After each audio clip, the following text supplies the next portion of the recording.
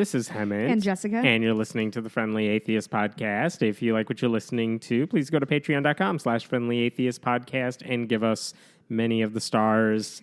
Welcome home. Thank you. This is a late Sunday night / Monday morning, whenever this goes up, podcast, just because you just got home. I got home. We still wanted to get this out this weekend. Yeah, I was like in the cab on my way home and text him like, I'm home. I forgot if I'm supposed to record with you tomorrow or not. Answer's always yes. Always yes. So yeah, I was in Seattle and Portland. It was incredible. It was so much fun. I got to see my best friends who live in Portland, and we went to the coast and went to Cannon Beach, which is, it was great. It was so great. It was wonderful and great. And wonderful, Sounds like a great trip.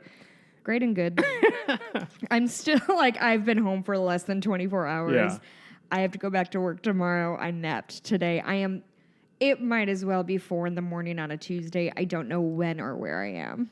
So that's also, what I'm here for. Yeah. Also, I told him I'm not going to have any stories because not only did I not have time to do research, I have not been listening to the news or any podcasts. I'm more anything. impressed by that than anything else because I don't think I'm capable of. No, I actually did really break. well. I would skim through Twitter a little bit, but not dig into anything. I only got in one Facebook fight with a stranger. Nice. Which I thought went well. As long as you win a Facebook fight, then that's all that matters. Yeah, that's really how I measure my life. But yeah, no. So I've heard of a task force. Yep, we'll talk about that. And I think that's kind of all I know that's happened in the last week. So I'm nervous. All right. And also, if my dog is extra loud in the background, she just got back this morning and has not left me out. She looks bigger than normal. She's the same fucking size, Hemant. She's not growing. She looks bigger. But anyway, if you hear her clicking around, it's I don't think you notice it when you see her every day. I just didn't see her for 10 days. We just haven't seen her for the same number of days, Hemant. Anyway, if I'm muttering in the background, it's because she's been especially needy today. Yes, I see it. Do you want to start with sexual harassment story 1 or sexual harassment story 2? Oh God, what? Why did I come back from vacation? I know. Welcome home. Let's start with this one. It has to do with Willow Creek megachurch in the northwest suburbs of Chicago. Here's the background. We talked about this when it first happened, so I'll catch people up on that if you're not familiar. This is when you hear people talk about megachurches, this is the one that kind of started it all. This is like everyone looks up to Willow Creek and the pastor Bill Hybels because they're the ones who do it right, and they're the ones who teach everyone else how to do it, or at least they are the model for how everyone else does it. I would have thought that it started in the South. Yeah, and you would think it would be a pastor who has a big public name too, and Hybels famously, I think, said, I don't want to do that.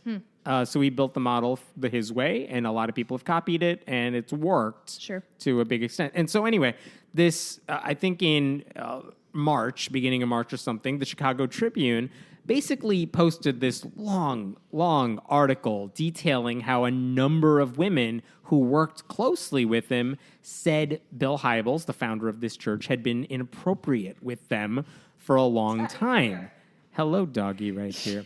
So here's the thing. Sorry. Here's what they said about him back then, because he is not, let's make no mistake, he didn't do a Harvey Weinstein sort of thing. This wasn't about he was forcing women to have sex against their will, but this was still bad.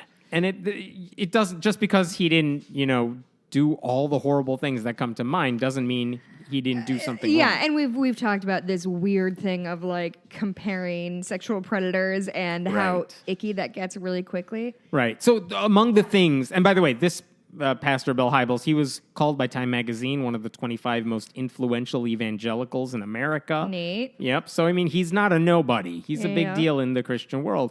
So without getting into all the details, this is what they said in March. The list of women who were talking with their names publicly in this article, they included suggestive comments, extended hugs, an unwanted kiss, invitations to hotel rooms. One woman said there was a prolonged consensual affair, but when they actually asked her to go on the record about it, she basically said, I was just kidding. And all right, so we don't know what to make of that. But anyway, there were a lot of weird things going on. And the thing is, the women who were making these claims were women who were in positions of leadership, some of them, in the church. And they had to go on trips with him to preach the gospel and whatnot. And they said this stuff was happening then. It made the work environment very uncomfortable. And they came forward with it. And when we talked about it at that time, the result from this is that first they said, he said it never happened. This is some sort of conspiracy. Sure. The church backed him up on that in some way. They said we did an investigation and nothing came up, but it was a church investigation. And there was a lot of shadiness about how seriously should we take that investigation. Eventually, when Bill Hybels spoke about it, shortly after that article came out, the church gave him a standing ovation, as they always do in these cases. Because he's so brave. But as not even a long time, after a little time had passed, the church was like, we're going to do a more thorough investigation. We'll hire an independent outside party. Interesting. People in the church leadership said, look, whatever happened, if these women had felt like they had to hide this, that's bad. Yeah. We support you. We're going to make whatever changes we need to make to prevent that. Fine, good. They said the things they're supposed to say, only after they said all the wrong things that they weren't supposed to say. So, okay, the investigation actually happened, and as far as we know, they basically said he was cleared.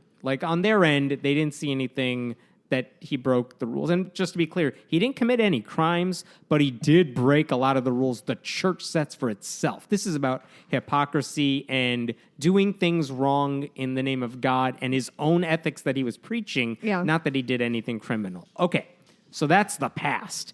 This morning, Sunday morning... So that all happened this spring. That all happened this spring, yeah. Months ago, I thought it was pretty much over because he was going to retire either end of this year or next year. He said, you know what, I'm going to retire now. And I was already going to hand off. He already named 2 co-pastors to take his position years ago. Men? No, one woman, actually, which was a big deal, too, at the time. He said, I'm going to hand it off to them, and they were already in place. So he's like, I'm just going to step away now. Sure. So fine. You would think, all right, they're going to move on. This is sad, bad for the church, and whatever. But good riddance.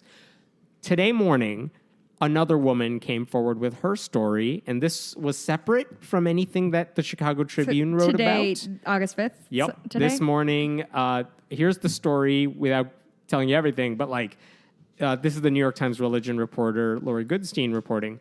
She said that a woman basically named Pam Baranowski, she was his executive assistant for nearly a decade in the 1980s. And she thought God had guided her to this church that was doing amazing things. Bill Hybels, the connection she had with him came from a random coincidence too. So she's like, wow, God must be putting us together for me to work at this church. And to the point where at the time, because of whatever she was going through in her personal life, she actually was invited by Bill Hybels to move into his house for a while she was adjusting to the new location and everything, which was fine. Sure. She said they lived with the family. She ate dinner with the family. She went on vacation with the family. She was part of their family. And then I'm going to quote from the article. At one point, this is when the rest of the family is away, the pastor, Bill Hybels, took Miss Baranowski out for dinner. When they got home, Mr. Hybels offered her a back rub in front of the fireplace and told her to lie face down. Gross. Stunned, she remembered feeling unable to say no to her boss and pastor as he straddled her, unhooked her bra, and touched her near her breasts. No, thank you, please. And et cetera, et cetera. The first back rub in 1986 led to multiple occasions over nearly 2 years in which he fondled her breasts and rubbed against her. The incidents later escalated to one occasion of oral sex. Okay, so all this happened. She didn't tell anybody. This poor woman. Yeah, she didn't tell anyone for 2 Go reasons. to work with him every day. One, she didn't know what to do with that information. What do you tell? Who's going to believe you? And second, she's like, I don't want to hurt the ministry, which is another big reason this happens in church settings. That this problem is especially a problem in churches is because they feel like they would be doing a disservice to God, right, by going forward and knocking the pastor or saying something bad about him. So anyway, this story came out, and I didn't even tell you the weirdest, creepiest detail. No. This is in the 1980s. Remember James Dobson, who started Focus on the Family? Yeah. He was preaching against pornography and how he was true warrior. True warrior. And now it's on video, and that's bad. So at one point, Bill Hybels like, I need to educate myself about this topic. Fuck me. I'll quote again. That was the idea. I'll quote again. Calling it research, Mr. Hybels once instructed Miss Baranowski to go out and rent several pornographic videos, she said to her great embarrassment. He insisted on watching them with her, she said, while he was dressed in a bathrobe. No! Dude, put on pants! No, you watch porn in the bathrobe with your work colleague. So. Oh my God. So Here's the follow-up of this. So this article comes out. First of all, Hybels denies any of this. Typical. Okay, fine. Mm-hmm. I'm really curious. Did they do an watching porn in my bathrobe with my coworker would be a super fucking weird thing to do. I would never do that. I'm wondering, they did the investigation, they said, and he was cleared. I'm wondering, did they not know about this woman who worked closely with him? Specifically asked if he was wearing a bathrobe when he wrote the porn, so it didn't count. Well, it makes me wonder, she worked with him for a decade. Did they not even talk to her then? I mean, or did she not tell them about this? She maybe didn't say anything. Maybe she didn't, but it almost feels like they didn't even bother chatting with her since she never accused him. Two things can be true. She clearly didn't come forward, but it's also and just maybe she didn't feel comfortable telling them. Right. Yeah. Okay, so that all happened. Since then, because this came out this morning, one of those two people that he said is my replacement pastor, the guy, Steve Carter, I believe is his name, he put out a thing saying, I'm resigning today. Yay. And what he said is, I actually tried resigning weeks ago. What? And they said, please don't, because let us figure out how to replace you first before you leave. And he said one of the points of contention between him and the people who run the church is, how do you handle a situation like this? Without getting into details, he said, I wanted to go do one thing or address it a certain way. The church leaders said some other way of doing it. They disagreed. And after today's report, he's like, I can't deal with this. Or at least, and I mean that in a good way. He's like, I don't know what to do here, but God's telling me I'm out. So I'm just effective immediately. He's out. So that happened in the afternoon. One other thing I would say, Willow Creek, one of the things Bill Hybels was known for at Willow Creek, and this has made them known worldwide, is that they host a leadership summit because they're well respected. In Naperville? They're well respected everywhere. They host the leadership summit in Naperville? No, it's in South Barrington where the church is. But this is live streamed out across the world. Wow. People have to pay to watch the live stream. Churches play it like a movie theater that's live streaming it, and you can all go watch it together. It's like pay-per-view sort of thing. It's been growing and growing for years. They've been you're 23 now. Wow. It's taking place next weekend. Yeah. The Leadership Summit hosted by Willow Creek. Have we been invited? We are not. More than 100 churches that were planning to hold viewing parties of sorts have now dropped out. This is before today's thing. This is just based on the women from March. And I'm sorry, do you have a number of how many generally stream it? I think more than 700 had signed up to run a live stream. Okay, so this is a significant percentage. And hundreds of thousands of individuals who are going to participate by watching. Denzel Washington was scheduled to speak, but he said no, not today, but because of the women in March. He's like, yeah, I'm not participating anymore. They had Bono in the past speak. They've had other people speak. I don't think Denzel Washington will ever let me down. God, famous last words. Yeah, right? Oh, Denzel, don't let us down. So now the question is, now that this thing came out, how many more of these churches are going to drop? Who are the churches staying in? Why are they even running this conference at this point? Yeah. Because what their entire leadership summit should be just looking into a camera saying, don't be us. Do you see what we did? Yeah. We did it bad. Yeah, just do everything differently than we did. That should be the whole leadership summit. Takes 5 minutes. We're done with the whole thing. Hey, a little a rule of thumb that I like to give people is if you have a female coworker, never unhook her bra. Or watch porn together in your bathrobe. I mean, listen, yes, for sure. But I would say if we could all start with not unhooking anyone else's bra without their consent, I think that's a great starting off point. Wouldn't you say, Hammett? That would be a good starting point. I think it's a good starting point, and I don't think it's too high a bar to cross. Obviously it is, because bars could be 10 stories underground and men would still tunnel under them. But whatever. Go ahead. Yeah. So I don't know. I'm so curious what the conversation was like this morning. Get in you know on what was that stream? interesting? Oh, I mean, we could always watch it, but they only said before today's reports came out, they said they were going to spend the first 10 minutes, whoever introduces people, talking about the incidents from the Capital past. T, capital I. Right. And now I don't know what they're going to do. I'll be curious. I did, as soon as the New York Times report came out, I'm like, that's Sunday morning. They have services this morning. Fuck. So I turned on the live stream to watch it, and they do 2 services in the morning. I turned it on during the second live stream. As it turned out, This American Life, Ira Glass, the host of This American Life, was there. He was going to be interviewed on stage by the pastor, the one who ended up quitting today. And What? they do this all the time. They invite people who tell stories and are inspiring to motivate people, right?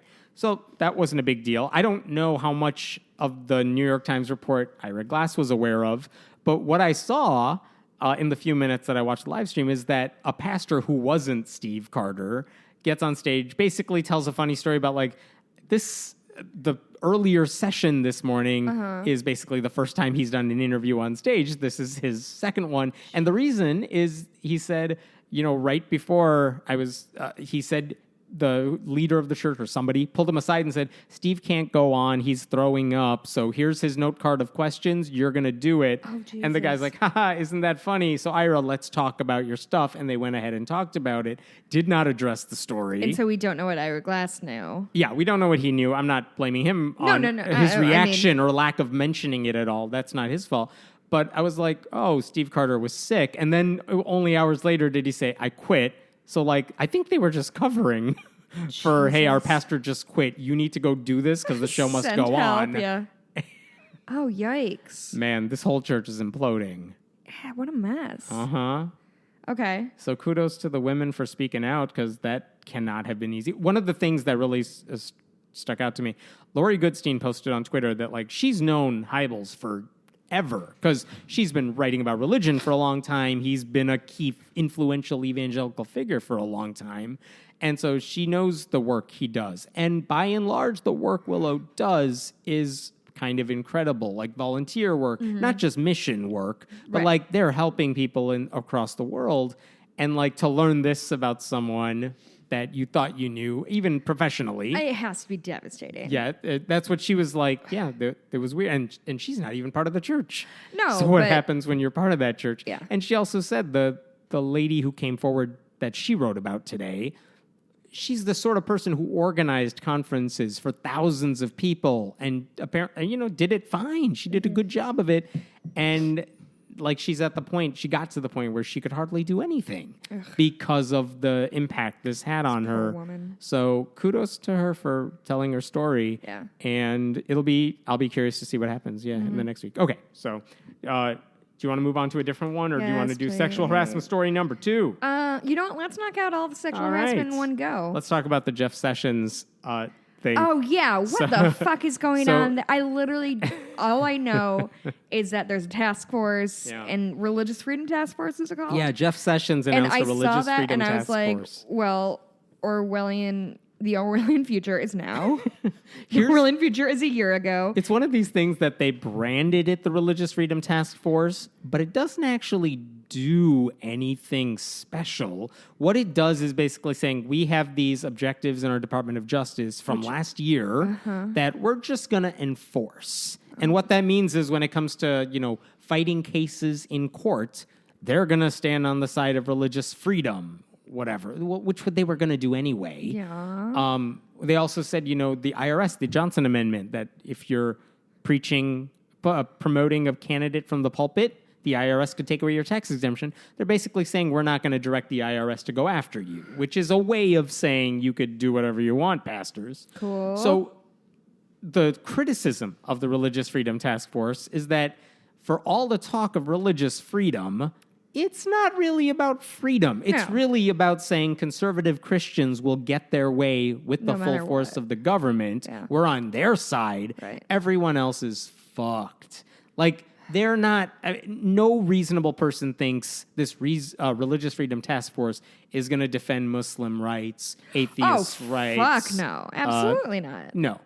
In fact, when he announced it, who was surrounding him? He was surrounded by the Colorado baker who refused to serve a gay couple. He was surrounded by Catholic bishops who say, we want to do adoption agencies, but not if we're talking about gay parents who want to adopt, and we still want federal funding, taxpayer funding for this. Those bishops were there, and members of Alliance Defending Freedom, the conservative Christian legal group. I know this is He didn't even hide it. No, this is kind of a dumb question, maybe, or naive, I guess.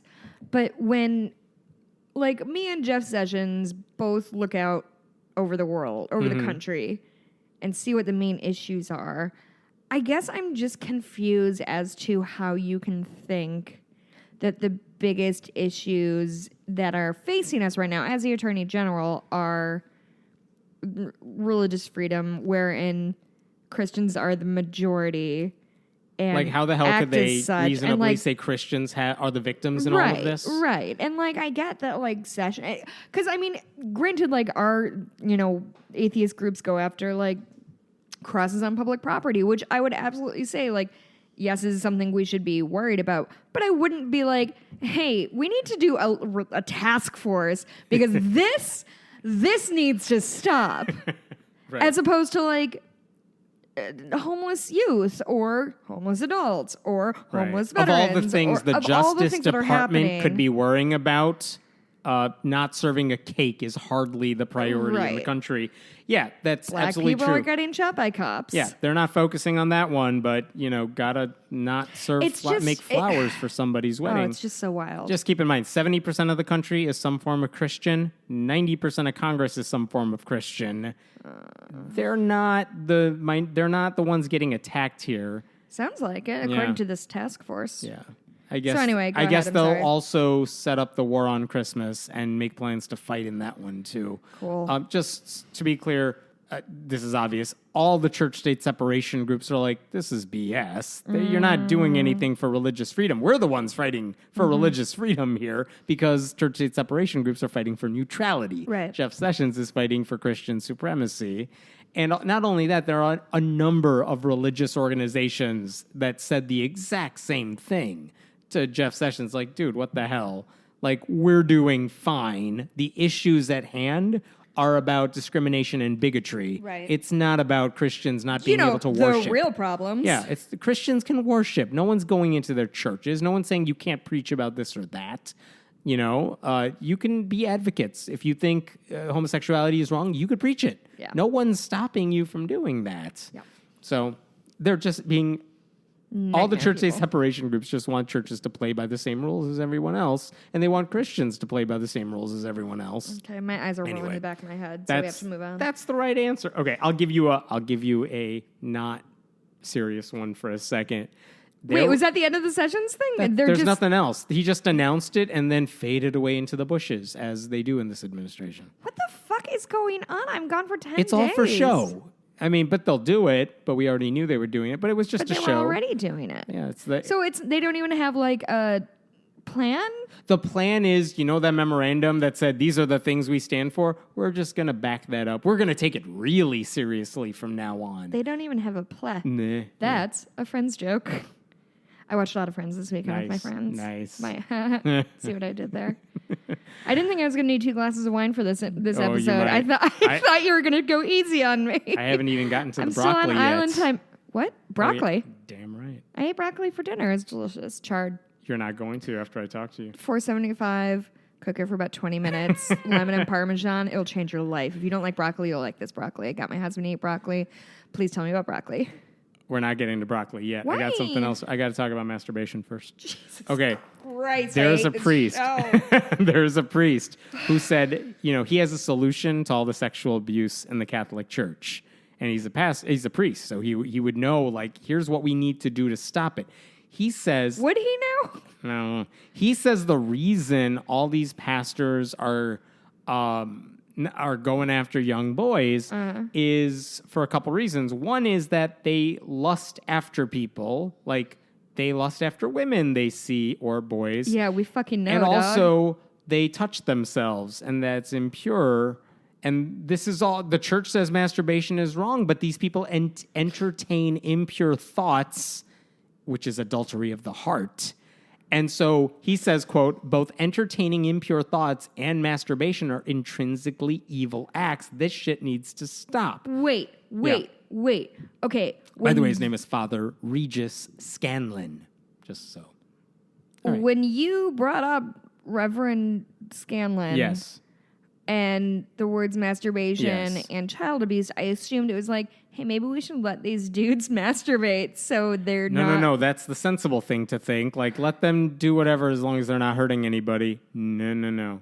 Here's his solution. He says every seminary... What the fuck? Every seminary, when they're taking in applicants, here's how you solve the sex abuse problem. Tell me. You ask them, have you had any lustful thoughts, impure thoughts in the past year? Have you masturbated in the past year? And if the answer is yes, you don't get to be in seminary. That's a solution to sex abuse. So if you've had a single impure thought, then you are not fit to be a Catholic priest. And if you only allowed in the people who didn't have those thoughts, there will be no more abuse, he thinks. Well, okay. You know I hate to side with anybody with a reverend at the beginning of their name. Mm-hmm. But if you hired only, like, asexual people and people with no interest in sex, I guess there'd be less sex. No, because sexual abuse isn't about sex, it's about power. Right. Don't forget that, Jessica. I had the same thought first, so I'm like, it's not that... My first thought was, wouldn't a better solution be let the priests get married or let them be in same-sex relationships if they want to, because then they have the outlet. But then I'm like, no, that's not true. Because that's not what it's about. It's not about that. There are churches... I fell into that trap. Willow Creek has a church that'll... Oh, my God, there's a dog here. What did she just do? I don't know. Willow Creek has a pastor who was married, and clearly that didn't stop the issues there, and it wouldn't stop it in the Catholic Church either. It's about power. Right. I think my dog was under the table on which we record and farted, and sometimes she scares herself when she farts and ran into the table like as she ran out. So I'm not saying I have the smartest dog, but she is very fucking cute. Go ahead.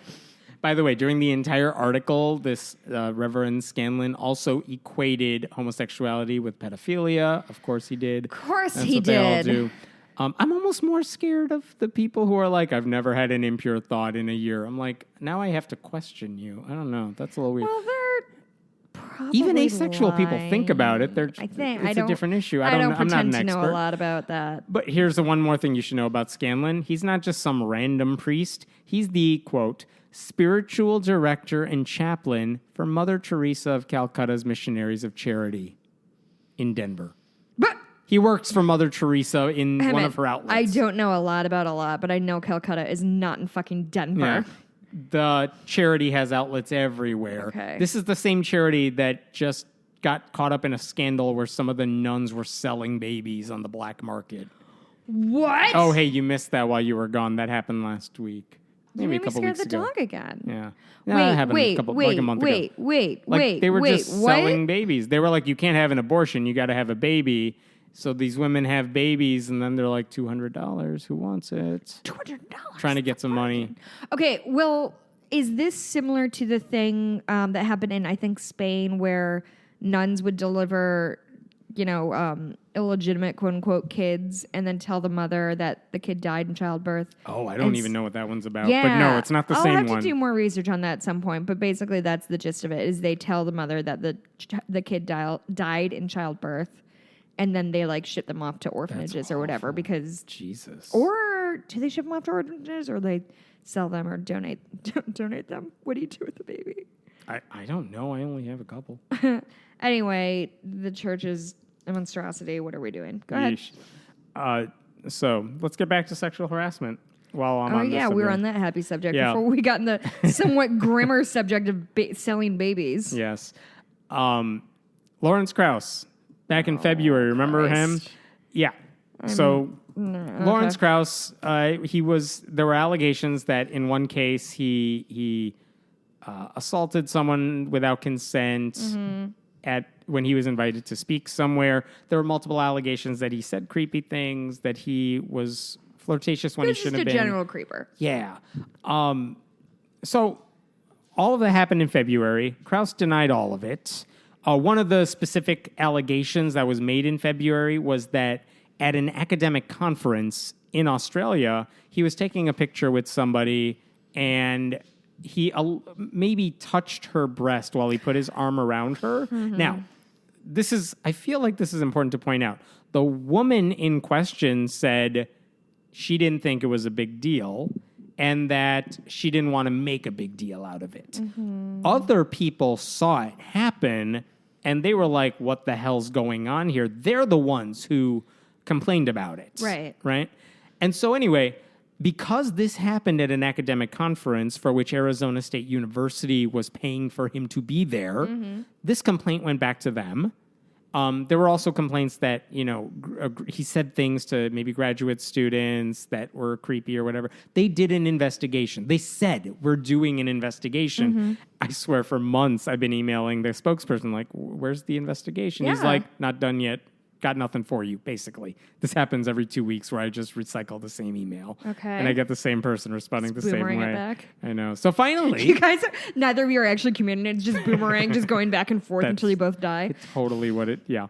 So an interesting thing happened where a few days ago, ASU said that, Krauss was running a thing called the Origins Project at the school. And this was a program that, quote, was there to, quote, explore humankind's most fundamental questions about our origins. Okay. Now, he was also a professor there. He did other things, but this was kind of the feather in the cap. ASU said we're not renewing his contract as of July. He was up for renewal. We're not going to renew it. Mm-hmm. That's all they said. Mm-hmm. So it's like, well, is the investigation done? They didn't respond to that. Is he still working there? They didn't respond to that. Right now, he's on paid leave. He's still getting paid by the school. And so when you say he's not being renewed, well, what about all the other stuff we didn't know? But okay, that's important. He's not coming back for this big project. Mm-hmm. Krauss even put out a statement saying, ASU has not renewed my contract. The person in charge is this woman who I worked with. She's wonderful. Mm-hmm. Whatever, fine. Okay, that was that. And then a day later, I guess, BuzzFeed also reports that, hey, they have concluded the investigation. One of the witnesses in that Australia incident, I guess she received a copy of the investigation because she's the one that requested it. She passed it along to some publications. And so the investigation is there. And basically what it says is ASU said, yeah, we have talked to people involved. We have confirmed that he did grope a woman's breast at that conference. That is a violation of our sexual harassment policy. Mm-hmm. And that's it. Wait, what? That's kind of all they said. Now, the obvious questions. What happens to him? Now? We don't know. As far as I can tell, he's still on paid leave. He is still a faculty member at the school. And what I don't get here is... fucking life to have. To commit a felony, and people are like, well, just don't come to work. We'll keep paying you. Do not worry, my dude. You will keep getting that damn income. I don't get is the school we're all said, disappointed. Regardless of the fact that the woman in question who was touched said, I don't want to make a big deal of this, the school's saying, yeah, he was there on our dime. He did this thing that violates our policy on that dime. But they still haven't figured out what they're going to do about that. That seems weird. Now, it's entirely possible. Maybe ASU will say, we're forcing him out. It's entirely possible Krauss, knowing that's going to happen, might just say, I'm going to resign. Yeah, he'll just say, I'm going to resign because distraction, whatever. None of that has happened yet. Mm-hmm. So it's it's good that the report is out. It's good that ASU, which, by the way, remember when we talked about these stories first coming out, there were a lot of critics that were like, well, BuzzFeed published it. What do they know? And we've talked about how that's a stupid thing to say. Well, this is an ASU independent investigation into this stuff. And they looked at the stuff they had control over, and they confirmed it. So that's important to keep in mind. I mean, I also think it's important to keep in mind that just because you don't think BuzzFeed is a quote-unquote real news organization. Which, by the way, it is. It is. Just because it still has a silly name doesn't mean its investigations actually separated. Now it's BuzzFeed News, separate from BuzzFeed Game of Thrones quizzes. I would argue BuzzFeed is still a dumb name for a news outlet. But that doesn't mean that they don't have like really top of the line journalists working for them. Right. Go ahead. Remember when the first allegations came out? Krauss's only real response was a 9-page letter where he meticulously went through every allegation. He called the original BuzzFeed piece libelous, and he also said the reporters had a, quote, cavalier disregard for evidence. Well, ASU just confirmed this story that was under their purview. Yeah. And so it makes you realize, like, Krauss was just flat out wrong then. Correct. He lied about that, where he said they didn't care about evidence. No, they did. Like, the reporters at BuzzFeed got it right, as far as we know. Right. And now ASU is confirming their reporting. So, interesting. So, I don't know how you keep someone like Krauss on staff when you have said he violated our sexual harassment policies. Oh, by the way, students, you can have him as a professor, or grad students, you can work with him. How does that even work? If you're a student who... This stuff doesn't stay hidden. It's not like people don't know about these allegations or whatever. Right. If you're a woman who has to work for him or he's your teacher, like, you go in knowing this? Like, how does that dynamic even work then? I don't know. I'm glad the story's out there. Yeah. I don't know what else. I mean, I don't know what else can be done at this point because ASU's the only people who hired him. He's on their payroll. A lot of the other stuff we know him for is stuff he does on his own. Right. Like, no one's stopping him from publishing books. Yeah, he's what an are you author. going to do? Yeah. You can't stop him from speaking if people invite him because there's That's no how one it stopping. works. But ASU is over him. They have control here. Bill Hybels had to go because theoretically there was a board of directors Right. at Willow Creek that was going to say this stuff, even if there are criticisms of them too. But again, ASU is the one group that could actually do something about Right. this. They had sway. Yeah. Interesting. So anyway, So that's gonna be that a big happened. fat There's an zero? update. Yeah, who knows? Okay, there are wildfires raging in California right now.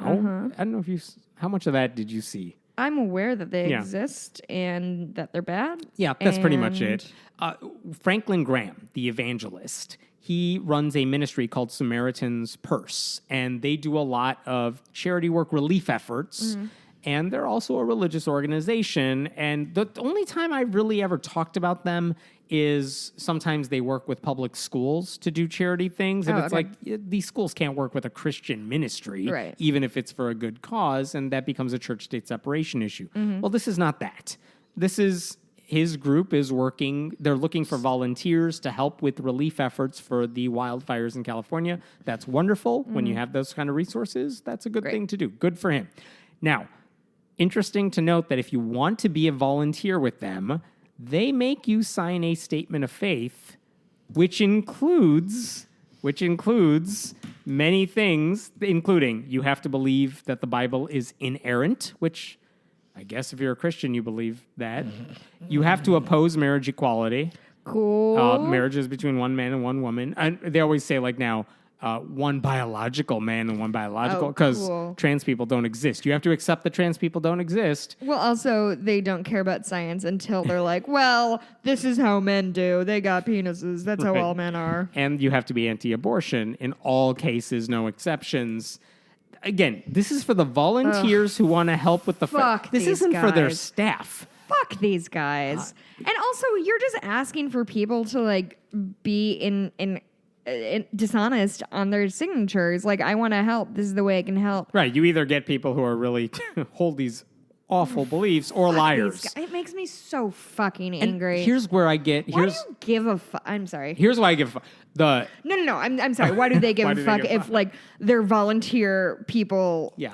don't care that Because what gay they people get could married say now? is we as Christians are inspired by God to help those in need. And if you want to work with us, we are going to work with you because that's what God would want us to do. It would be so easy for a group to say that and still publicize their brand of Jesus, but they're not. They're saying if you want to work with us at all, even for this good cause, even in an emergency situation, nope, you got to hit the Christian checklist. You got to Yeah. be a true Christian. Yeah, you're 100% right. This could be such a good, not to give them advice, but good recruiting mechanism of like, hey, we'll take anybody. We're here to help. This is Right. what we do. Hey, why don't you come to our service on Sunday? And Instead, then they're we putting can up a indoctrinate giant you. "No Jews Allowed" sign for their Those volunteer guys. efforts. Yeah. I'm furious all the time. I was like not mad for like 9 days straight. It was That's what I'm here for. great. What a life it was. Yeah. I wish I could go back remember to that life. that Ken Ham over the summer, he said, we want to hire people to work at Ark Encounter. There's a whole bunch of jobs available, but if you wanted to work for him, you also had to sign a similar statement of faith. And then later he came back and basically said, we can't find enough people for these jobs. What? And so we're loosening the restrictions a 19-year-olds bit. who need to work in a summer place don't want to have bad sex? I can't believe it. Yeah, and then he said we don't have enough workers, so we're loosening the restrictions, even though we never really knew what those loosening restrictions were. Wait, no, But they didn't specify? They didn't specify. I think what they said is you can fill out the application, the brief initial application, and say, do you agree to our statement of faith? If not, explain. And you could explain what you disagreed with. And I think mostly they would look at it and say, well, we could talk to you about that and make it work maybe. And that's kind of the way they left it. So I don't know what issues would they budge on? I don't know the answer. But here's what's disturbing. But do we have any evidence that they rejected people? No, I don't know. Okay. I mean, they very well could have, but I don't know. So but I wonder in this how case, much of it is performative of everybody who works here at least mostly agrees to our garbage, but yeah, I don't know. But Franklin Graham, if he's trying to do his volunteer efforts for a firefight, for wildfires, it's not okay if he can't get volunteers. Yeah. You know what I mean? Yeah. That has The consequences. stakes are higher, I would say. Ark Encounter can't find summer people, whatever, that's your own damn fault. But in this case, you have the resources to do something, and you're basically putting a restriction that very, very select group of people only meet. Yeah. When you could have other help and people who want to help. And what specific kind of volunteer work is he doing? He's not doing a bucket brigade, right? He's no, doing, it's not that. I can't taking in people, or I read it and I can't remember off the top of my head. It was something people could legitimately help with. Okay. So it wasn't like we're going to volunteer to pray over you. No. I mean, I'm sure they do some of that, but it wasn't that. They weren't looking for Christians. They were looking for people who could help out. There's no reason you had to restrict this. Okay. All right. Okay, let me go to this article that appeared in the Washington Post as an op-ed piece because it was written by this woman named Julie Rogers, who is actually the work I've seen of hers is actually really good. She used to work with one of those gay conversion organizations, but she has since said, you know what, that was wrong. That stuff doesn't work. It's genuinely harmful. What? She is also an out lesbian now. As someone who said, I worked at this group and it was wrong. She's now an out lesbian. She's dealt with plenty of bigotry. She's actually getting married next month. Good for her. Congratulations. Yep. Fine. So she knows what it's like to be a conservative Christian, and she knows what it's like to be in the LGBTQ community. Is she still both? Is she still a Christian? She is still a practicing Christian. Okay. How conservative, I don't know, but she's still a Christian. So here's what she wanted to do with this piece. She wanted to write about maybe there's a way we can coexist because right now it's not happening, right? And whenever you hear conservative Christians, we're talking the baker won't make a cake. Right. Is there a way we can find a way to work together? The answer she basically came down to is both sides have to let something go. They have to give up something. They have to find some sort of compromise. I'll quote you some of what she said. People from both groups in private conversations, people from both groups usually say they would like to live in a country where all citizens are free to worship according to their conscience and where all citizens are protected from discrimination. Blah, blah, blah. This means photographers, bakers, and tailors would agree to offer their services to LGBTQ people. It also means LGBTQ people wouldn't go after the tax-exempt status of Christian institutions that hire according to their beliefs. What? Wait, what? I know. Let me read one more thing. And when possible, LGBTQ people would try to respect conservative business owners by seeking out vendors who fully support them. So to translate, okay, her answer is the Christians should be willing to service gay customers. But gay customers shouldn't be so gauche as to ask a conservative to actually do anything for them, right? They should find another florist or baker. And first of all, she said go after the tax-exempt status of Christian institutions. Yeah, no what the one's fuck does going that after mean? the churches. No one's going after Christian churches for saying homosexuality is bad. We won't perform gay marriages. Zero people have that's gone not after what's them. happening. They can totally do that if they want to. So this is her argument that they should basically find a way to compromise this way, which no. The one side didn't do anything wrong here. Yeah. It's only the Christians that are like, nope, I'm not going to give you the same thing I would sell to the guy next to you who's straight. The LGBTQ community did commit the sin of existing. So, that's true. How dare they? So shit has been done wrong on both sides. Wait, okay. I'm sorry, go ahead. No, I'm just... Think about what same-sex people are requesting in this hypothetical. Like a cake. They want the right to be treated the same way as straight couples. They want the ability to buy the same stuff as straight couples. They want to be seen as humans. Even in the case of the Colorado baker, the gay guys who wanted the cake from him did not say, we want you to write on their, happy gay marriage. No, they didn't even talk about that.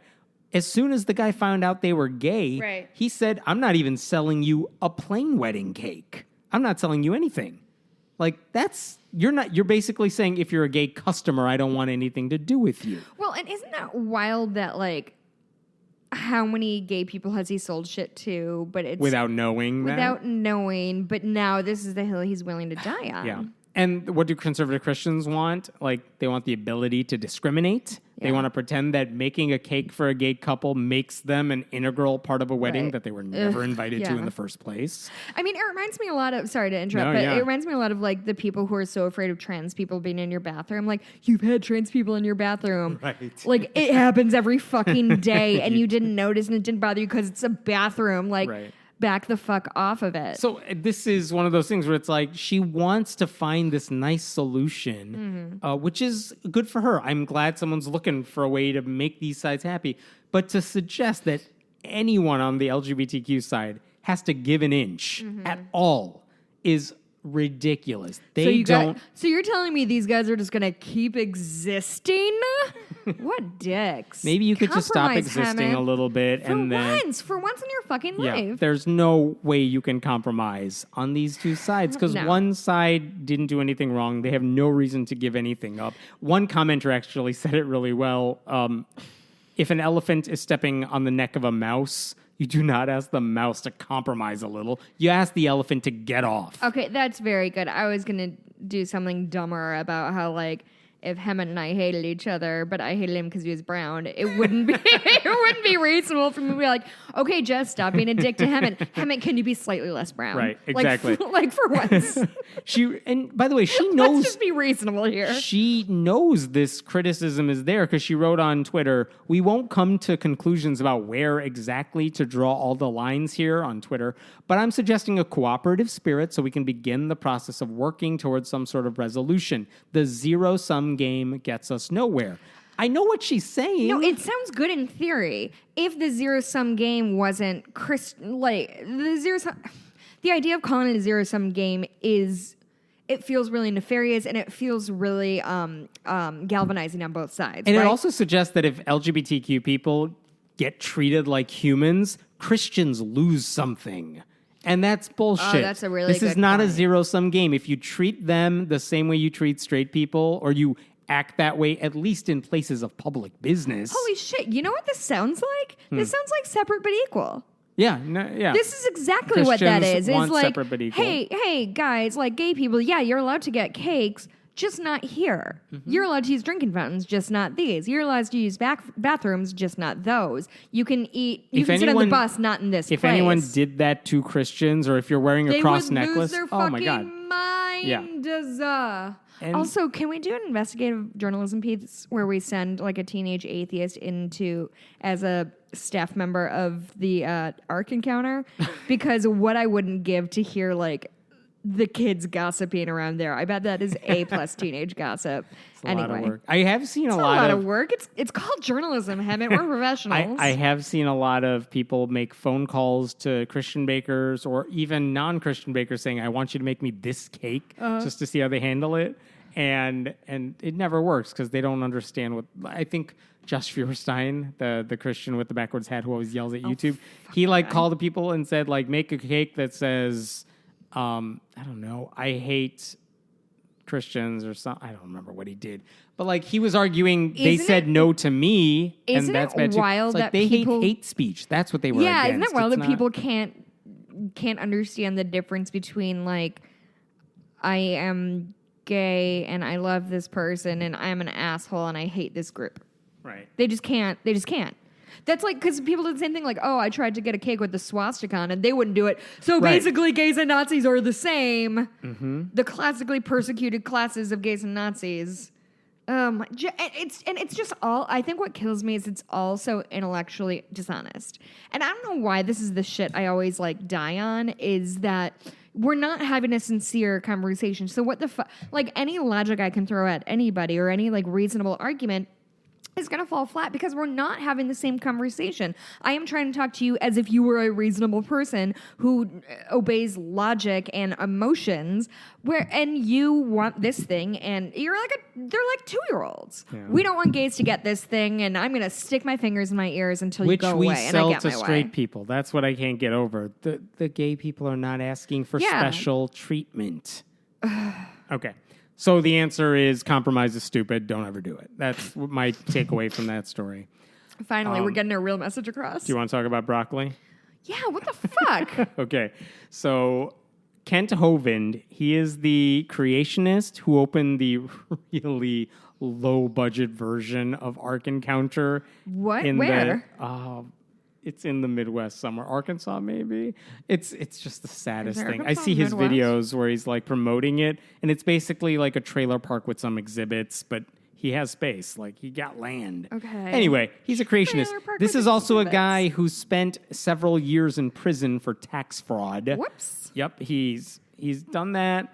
Now he's out. His son is also an evangelist who we've talked about on the show in the past. Yep. Anyway. Who's his son? Eric Hovind. Okay. Whatever. But Kent Hovind he does these YouTube shows every day and just... Every day? Every day. We do this once a week and it's exhausting. Does it every day. And one of the things he said this week was that I'm going to quote him, broccoli. How could broccoli have evolved slowly by chance? I would like an answer to that. A very simple answer. How many trillions of intermediate steps would there have to be to change from an amoeba or from a single-celled creature to broccoli? Is there any scientific evidence for these supposed changes that you guys believe in? Capital B, believe. Evolution is a religion. It is more logical to believe that maybe broccoli was created by a really smart creator. Unquote. Also, can we talk about the thesis? Is that broccoli? So Ray Comfort once said bananas are the atheist's worst nightmare. No. It's broccoli, but people. Disproves evolution. Is that broccoli is a more complicated organic structure than human beings? Well, he's saying we don't know how broccoli evolved to this. I bet we super know that. He just doesn't care to look. Right. And the funny thing is, if you actually look... Can we just call him and be like, oh, yeah, no, I invented broccoli. I'd call you flower green. There are beautiful images online that explain broccoli, cabbage, Brussels sprouts, kale, cauliflower. They all come from the same plant. They were just bred different ways. That doesn't sound right to me. It is literally artificial selection that shows how evolution works. And by the way, it did not take trillions of steps. This happened in about 2,500 years. Of different... I would argue, what we know now as broccoli probably has only existed for, 60 years, right? Isn't that the thing with bananas of, you go 100... the bananas we use. The bananas we see as bananas, they're only, 100 years old, something like that. Something like that. And the broccoli we have, too, we know where it originated from because we know how to make it and we know how they created it, whatever. He came back to it later saying scientists could never grow broccoli in a lab. Even though, technically speaking, broccoli is a man-made creation because we harnessed that plant. Wait, they said you could never grow it in a lab? He said broccoli could never be grown in a lab. Okay, Hammett, why are we talking about this idiot? Wait, is this Backwards Hat guy still? No. The best part about... that's Feuerstein. Oh. The best part about Ken Hovind, which is the thing I keep coming back to every time I write about him because it cracks me up, his doctoral thesis, because he has a doctorate. A doctor? Wait, it's from Patriot Bible University, not accredited. It opens with the line, "Hello, my name is Kent Hovind." That's his PhD doctoral thesis. Hello. I don't even start cover letters like that. So broccoli is now a atheist's What worst is nightmare. his doctorate, big quotes, in? I have no idea. Jesus's. Yeah. Hello, it's me. I'm Dr. Jesus's. So Good broccoli. to meet you. Please call me Dr. Grave, PhD, Dr. of Jesus's. Well done. Thank you. You tried. Okay. Fuck you. So Pope Francis did something good this week. He declared, not just declared, he said the death penalty is wrong in all that one made it out instances. to me. Yeah. And not only that, he changed the catechism of the Catholic Church, like the official rule book, to say death penalty is basically wrong in all cases. The actual wording he used is that the death penalty is inadmissible because it is an attack on the inviolability, and dignity of that person. Basically, he's saying the Catholic Church now believes the death penalty is always wrong. And he's urging Catholics to follow suit on that, which is important and good, because if you're one of those people that takes the church seriously or the Pope's word seriously, then good, because it is wrong. And by the way, you know how we sometimes say, well, people say the Pope is infallible, right? We do not say that. I want to be extremely clear. The saying is the Pope is infallible, but it only applies to certain things. Like if the Pope accidentally slipped up during a Q&A with the press, like that's not what they're talking about. This is what they're talking about. He changed the rules of the Catholic Church, and when the Pope does that, it is said to be, a sign from God. You accept it. Now, God, saying the Pope is infallible must have been much easier before recording devices were invented, right? Yes. Now, here's the thing. The question is, will it actually create a change among Catholics? I think the answer is indubitably no. Because, first of all, 43%, this is a Pew Research Center poll from 2016, 43% of Catholics support the death penalty in certain situations. You said 43%? Yeah, support the death penalty. When you talk about white Catholics, Yep. 54%. Yep. Yeah, so this is no small thing. If he could lower that number and get people to stop supporting the death penalty in all cases, not just like murder, which is what this poll was about, that's an improvement. Now, I think right now in Nebraska, where death penalty had been abolished, but then that was vetoed and now it's legal again, the governor happens to be Catholic, and there is death penalty still legal in that state. And they were like, so are you going to listen and not veto this stuff? Mm-hmm. He's like, no, we're still going forward with the death penalty. So it's like, okay. And again, you kind of say, I don't want you to listen to the Pope and take orders, but at the same time, it clearly didn't help. No, I mean, I have a huge problem with this kind of thing that I think it exposes something in a lot of religious people that it reminds me of that quote, and I can't think of who the quote was by, of it's so funny to me that your God always seems to hate the same people you do, or whatever. Because I think that really comes to kind of the rubber hits the road with things like this, where something not only they believe inherently, but were taught by the Catholic Church, if that suddenly changes and you're, a 40-something dude in America, it seems to me it seems to me that we've outgrown religion in that way. That I don't foresee, even if tomorrow Pope Francis was like, abortion is great, birth control is important, gay people are great. Even if he said that tomorrow, I do not see the needle on, at least among Catholics, changing very much. I just don't see that happening. And maybe I'm wrong, and maybe I'm either naive or cynical. I'm not sure which that puts me in. But it seems to me in this day and age, people have become so galvanized and work so hard into believing what they believe, and to change your mind is seen as such a horrible and weak thing to do. Do you think that, okay, say tomorrow the Pope said, I'm seeing what's happening with unwanted births and the spread of STDs and HIV in impoverished nations.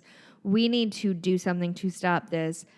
If you are not ready and willing and excited to have a baby, use condoms, use birth control, get an IUD, do what you have to do to protect yourself and your family and your future.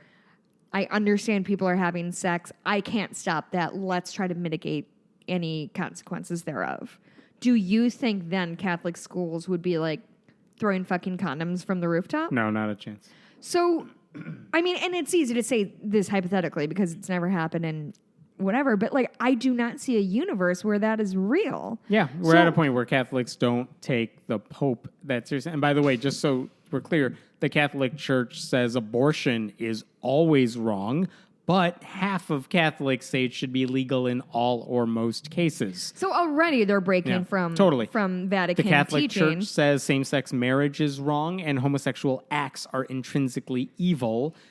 More than half of Catholics in the U.S. support gay marriage. Yeah. So again, they don't agree when they don't want to agree or whatever. Right. I mean, it's easy to agree with somebody when it's hard to be challenged and it's hard for your life view, your worldview to be challenged, even if it's by someone whom you respect.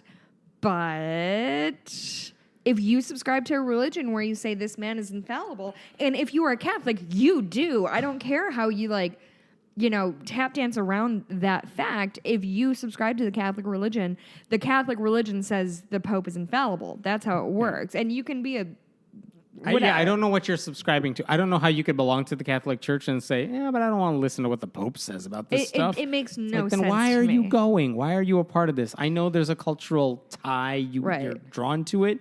But why? I don't get how you could be a Catholic and then say you don't follow the Catholic Church's rules.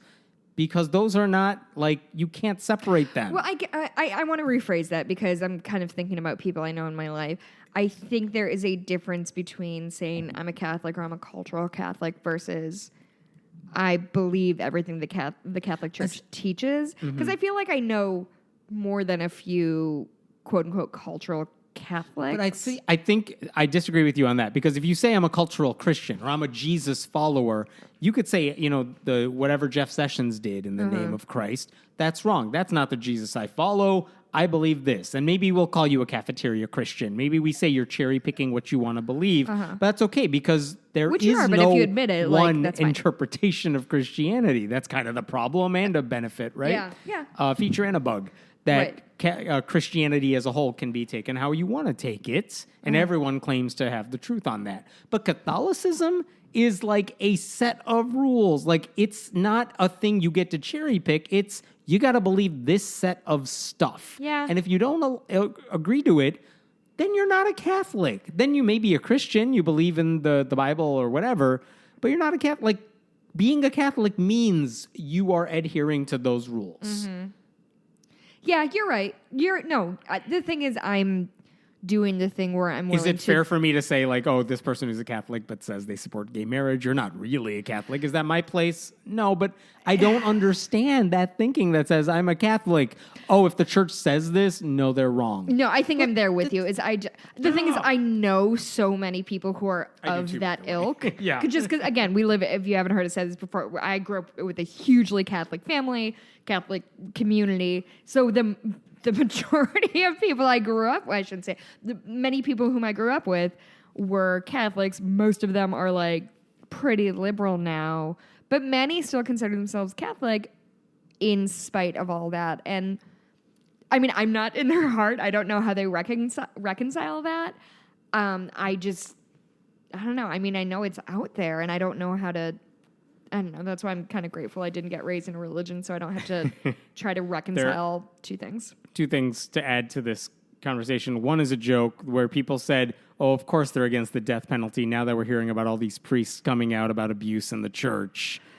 Sure, they don't want the death penalty. Fuck heaven, Jesus! And the second thing is someone said, there's a nefarious reason for them doing this because we know what they think about abortion. And maybe you can make the argument that abortion is death. So by saying they're against the death penalty, they're also making a case for why abortion is wrong, which they already said forever. Yeah, but also people who are Christian are largely, as we just saw those numbers, are largely for the death penalty because very good reasons that they've yelled at me on the internet, but I have not really absorbed. I think it's mostly evil and consequences or something, and babies are innocent. Yeah. I got one last one for you. All right. The Mormon Church. I apologize if I get the details here wrong, but I'm going to try to get through this. The Mormon Church has a thing called a temple recommend, which is a bishop has to sign off on it. Your local bishop basically says you're allowed to go in the temple for these services. Even if you're not a Mormon? No, I think you have to be a Mormon, but Oh. if you're trying to go in for certain ritualistic things for service, they need to sign off on you. Yes, you're a good practicing Mormon. Okay. You're allowed in for these things. It's called the temple recommend.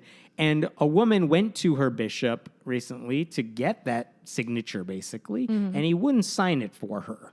And the reason is she had been openly breastfeeding her baby during services. Oh, wait, it gets better. According to her, and just so we're clear, I do not know her name. This is a post that was made on a Mormon blog where she detailed what happened to her, and it was reported by some other outlets, but I don't take it with a grain of salt. Okay. But according to her, she said the bishop said that she needs to cover up so men don't have sexual thoughts. Sure, She's breastfeeding. We gotta worry about the men, Hammond. I know. And then, wait, it gets better. The president of their stake, the general local Mormon Stake? group, STAKE, the stake president told her husband, you need to control your wife. Sure, people tell that to Mikey all the time. And the husband said, no, Yes. I'm standing with my wife here, and she did nothing wrong when she was breastfeeding our child. And now they didn't sign his temple recommend either. Cool, then fucking leave the church. Jesus Christ. And the thing is, the fact that the conservatives have gotten to the point where they're anti-breastfeeding is the single most buck wild shit I have ever heard. That is maybe the most recent Facebook argument I got in with strangers. Why? Because, Hammond, I have anger that I need to unleash on strangers. And these strangers who listen to this podcast just don't You know why I'm laughing? Because I feel like you seek them out like, we're going to fight now. What I do is, well, I think my biggest fallacy is that I follow like the What's Happening in Aurora, What's Happening in Naperville pages, which are just rife for dickbags. And just... Yeah, local conversation. So, yeah, threads. right. So Those I are always live good. like a couple blocks away from the Fox Valley Mall in Aurora. And a woman was breastfeeding in the mall, which, LOL, there's people in the mall, cool. And a security guard kicked her out. What? And so there was this whole thing. The security guard was either reprimanded or fired. But there was, in the days and weeks after that, people protesting, saying, like, we have the right to breastfeed. So, of course, these asshole dudes with their fucking flaming hot takes of, well, if women are going to whip out their breasts in public, then they should be okay with me just standing and staring, huh? And I was like, so listen, it is shooting fish in a barrel to some extent because it is idiots, and I am a different flavor of idiot in that I am bright but also get in these arguments. It was my whole The day. hell are you doing? I don't know. Anyway, all of that's to say is, again, and I feel like I say this every week, but this party of Christianity, this party of quote unquote family values and all this, they just do, it's not even shit like parental leave that arguably there's a financial factor to be weighed in there. It is unforced errors. Like, hey, if you're a woman who has an infant, like, don't make her sit on a fucking gross... you won't even poop in that bathroom. You're going to make a woman, like, breastfeed in that bathroom? That shit is gross. Let her sit in a fucking thing. Why are you sexualizing a woman who's breastfeeding? Because men are kid? disgusting and they should not be allowed anymore. Just men shouldn't be allowed, period. Yeah. Just Y'all make that execute your them all. ringtone, and it'll just be me yelling at everyone who calls. No. They're all gone now. I'm like 80% joking. Just so, by the way, when a woman wanted to breastfeed in the Sistine Chapel, you know what Pope Francis said? He said, I'm going to stare at boobies. Yeah. No, what did he say? He's like, yeah, that's fine. Do whatever you need to do. Yeah, Pope Francis, you fucking get it, my dude. I'm paraphrasing, but yeah, he's like, No, that's how he talks. He's chill Pope. Give your children milk. If your kids are hungry, feed them. Like, don't worry. That is a quote. Don't worry. Go do it. I remember I was having, God, this is 5 or 6 years ago, I was having brunch with a couple friend of Mikey's and mine, and they had just had a baby.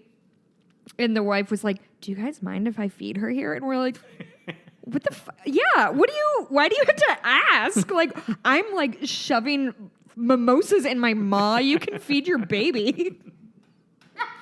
Don't get those confused. Yeah, don't mix those up. That'll get you. You know what started happening now that if I go out to a place to eat and the baby is there. Yeah, you have a child and a baby. Well, yeah, exactly. What's the tips 17, are 18? the tips are now way bigger. It's like, oh God, I know what this baby has done to your floor. Yeah, I will say as somebody who worked at Amex and Irma's, which is like the equivalent of a TGI Fridays, kids make a fucking mess real quick. Man. Those oyster crackers, Yeah. they get everywhere. Oh, I'm sure. And I argue none of them go in their mouth. They just crumble in their tiny sticky fists. That may be the funniest thing. See, like, give this kid some food. He takes some food. I'm like, oh my God, he finished it off his plate. He must be so hungry. It's the dumbest thing a parent could say. But I love the flip side of that is people like, oh, they put their kid on a tablet. I'm like, fuck yeah, put that kid on a tablet. Let the parents eat. Let the waiter do their job. Yeah. Let that kid watch Daniel Tiger. It's a good show. Oh, is that a real thing? I couldn't. I just. I thought. How do you know about that? I don't know. I thought I just took a first name and an animal. We know all the songs. I could sing them for you right now. Oh my God, I would pay you so much money to sing all the songs. I'm not. They're all really catchy, which is this. They know how to get you. There was another podcast I listened to. They have a kid and they talked about like, God bless whoever wrote children's songs that are also really good. Like they deserve a Nobel Prize. There's one. I'm not singing it because I'll spare you that. But there's one. If you have to go potty, flush or no, go right away, flush and wash and be on your way. Whatever.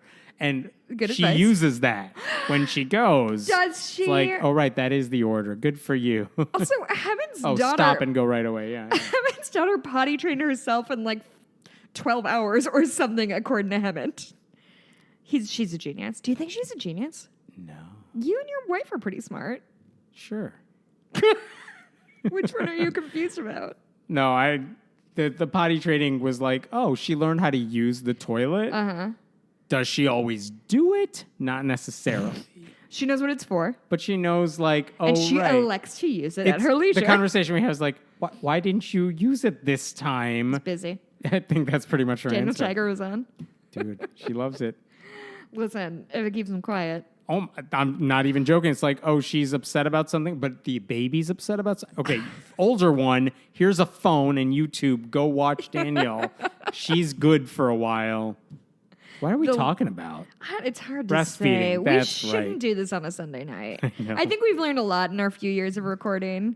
I think Friday evenings are peak. I think Sundays are a mistake. We'll get this up tonight. Anyway. It's all good. Oh, it's going to go up tonight? Yeah, was that your last story? I'm done. Hammond, tell me a happy thing that's happened to you since I saw you last. I went to another 1-year-old's birthday party, Uh-huh. and there were too many babies there.